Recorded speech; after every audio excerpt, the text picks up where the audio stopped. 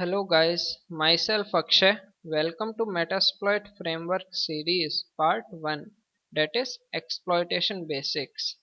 Friends, why I am called this series? Because I am going to create a 15 to 20 videos on Metasploit Framework.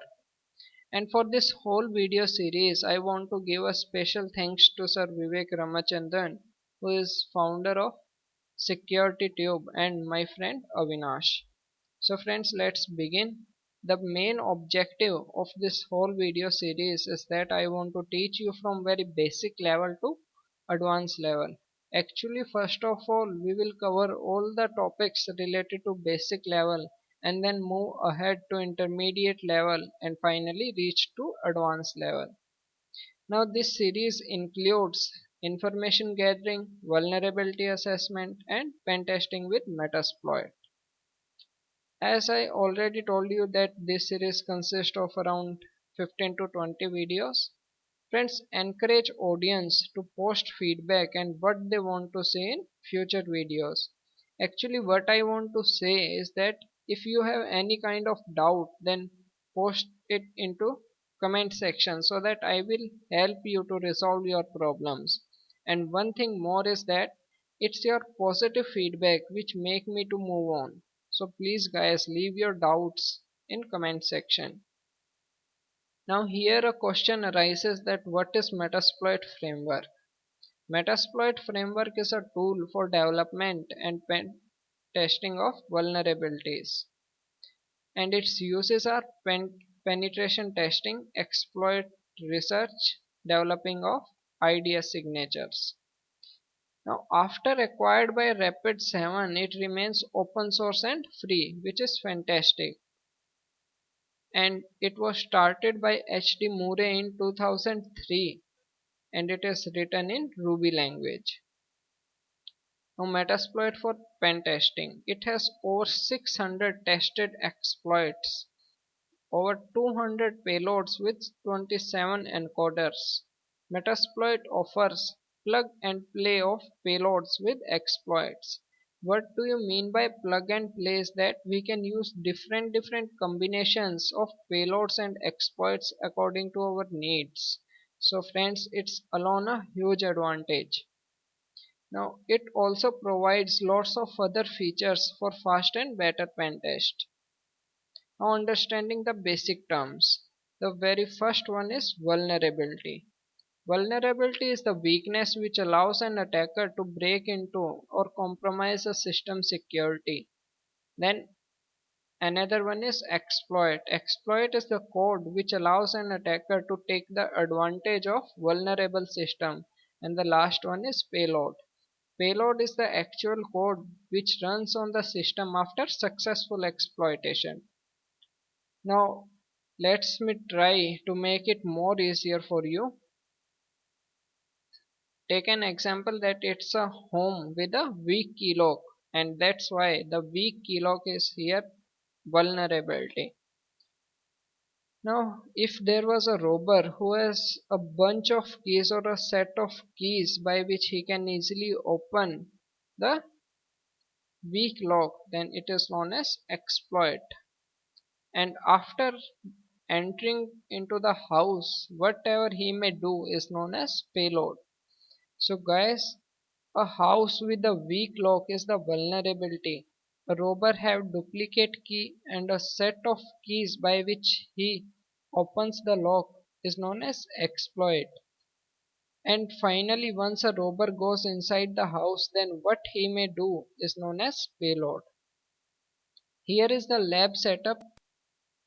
It's my XPSP2 which is vulnerable to browser autopwn as well as net API. And here is our attacker's machine, that is Backtrack. Let's suppose that it's our victim system and on the other hand there was a attacker. Now what attacker does? Attacker sends the combination of exploit and payload which runs on the victim system, and after successful exploitation our attacker can do anything like downloading and uploading. If he wants any secret file from victim system, he can easily download it, or if he want to upload any kind of file like rootware, malware, or any kind of backdoor for next use, then he can do that also easily. Exploit runs first, and if exploit succeeds, payload runs next. So friends, let's begin it practically.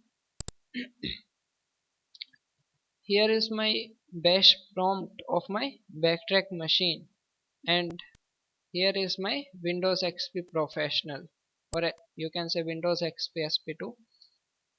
Friends, before attacking to our victim, we have to gather the information about our victim. So for information gathering, I am going to use Nmap tool.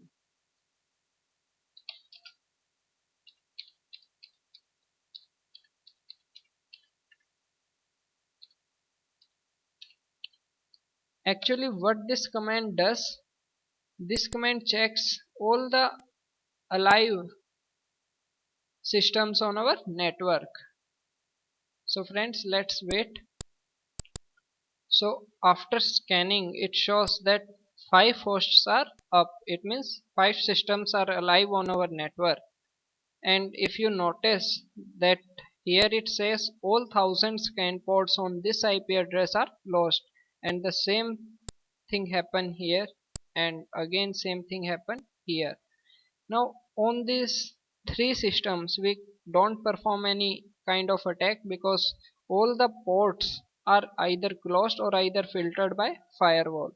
So friends, but we have two more systems, that is 1 to 4.1 and 1 to 4.129.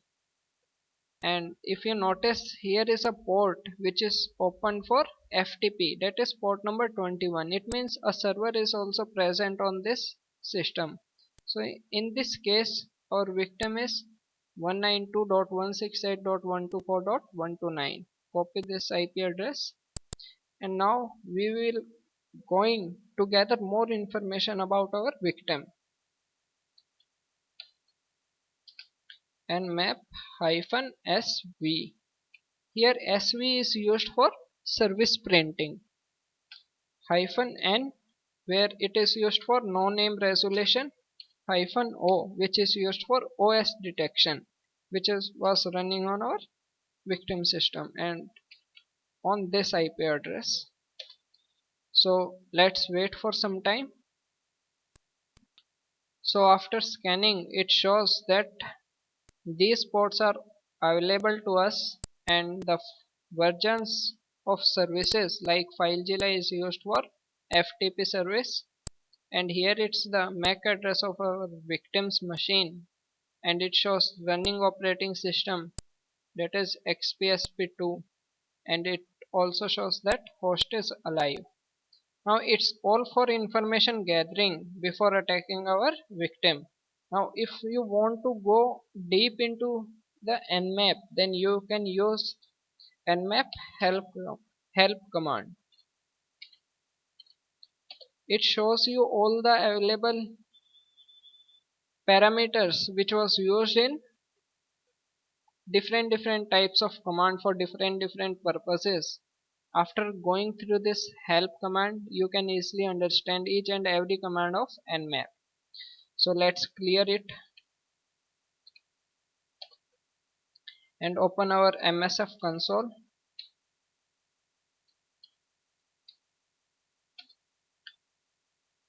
It's our Metasploit framework. Actually it takes some time to load because over 800 exploits and over 200 payloads with 27 encoders all are loaded at the same time. That's why it starts, it take a little bit to start.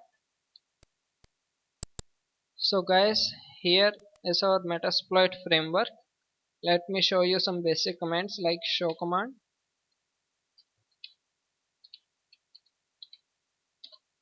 Actually what this command does, it shows all the available payloads to you. It's your choice to use any of payload according to your need. Now friends, in this first tutorial I am going to use Net API vulnerability for our victim. Search for it.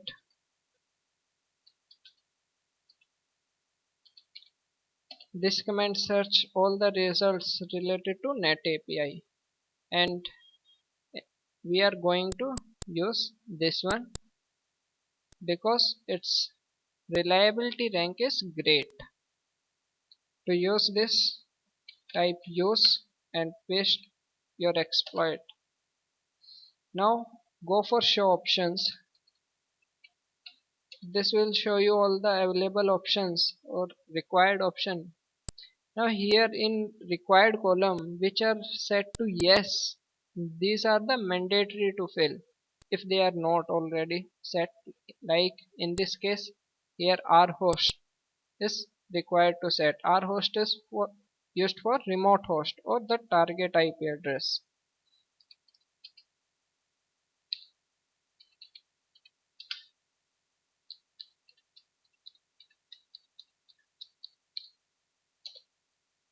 Now we are going to set our payload.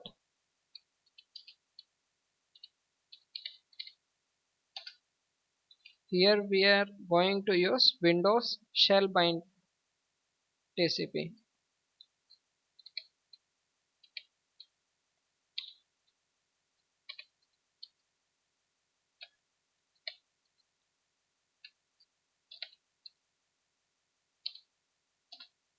Now a payload is that which runs after successful exploitation. Now again go for show options,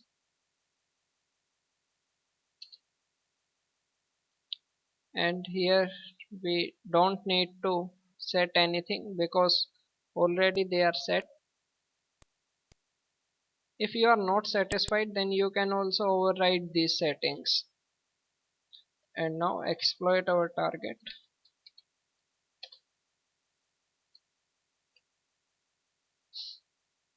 It shows that started bind handler, and it automatically detects the target which use Windows XP SP2 English version, and it shows command shell session 1 opened, and here awesome we have command prompt shell of our victim which was running remotely on the victim system. Let us check for IP address.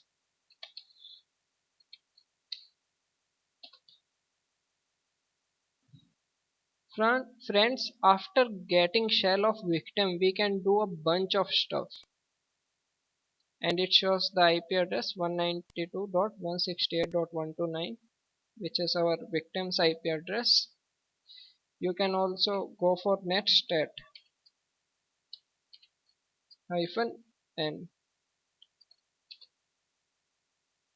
It shows you that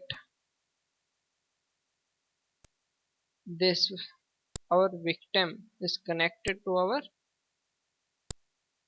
sorry, it's the close wait and it's the established.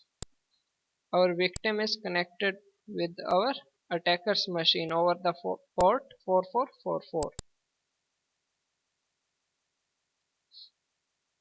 So now you can do anything, like you can change directory to root, or if you want to do anything like you want to create any file, then use echo command, echo hello myself spoilers,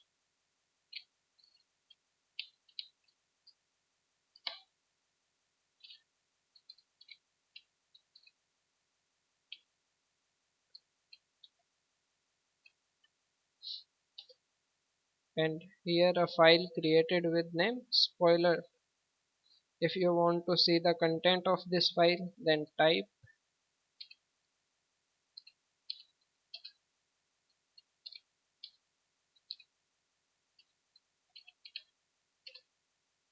and it will show you the contents of that file. Like in our file which we have created earlier, it contains hello myself spoiler. So friends, you can do anything after you are getting the remote shell of your victim.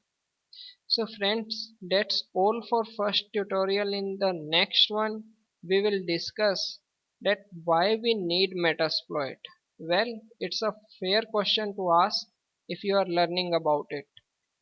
So guys, at the last, if you like our videos, then please subscribe our channel, or you can also visit us at www.burstlimit.in, or you can also like us on Facebook, and our Facebook page is Burst Limit. So guys, bye. Hope to meet again. Thank you.